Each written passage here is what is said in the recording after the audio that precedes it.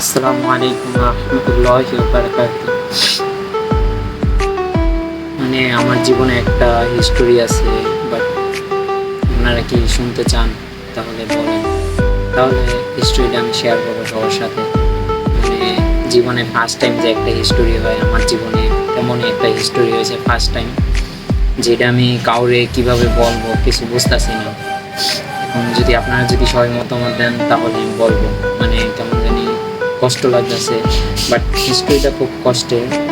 মানে একটা মানুষের মায়া যে কতটা ভয়ঙ্কর সেটা মানে বুঝতে পারলাম। মানে আমি সবসময় ভাবতাম যে কারো মায়া করবো না কখনো, তো এই মায়া জিনিসটা যে এতটা ভয়ঙ্কর আমি সেটা কল্পনাও করিনি কখনো, যে মায়া জিনিসটা এতটা ভয়ঙ্কর।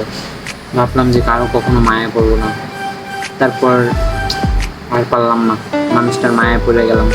বাট এটার মায়া পড়ছি, বাট এটার হিস্টোরিটা আর আমার হিস্টোরিটা আমি আপনাদের সাথে শেয়ার করব। যদি আপনারা সবাই মতামত দেন তাহলে আমি সবার সাথে শেয়ার করব।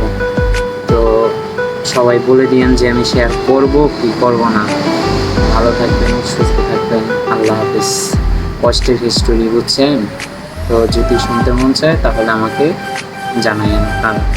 সো আসসালামু আলাইকুম রহমতুল্লাহি ওয়া বারাকাতুহু।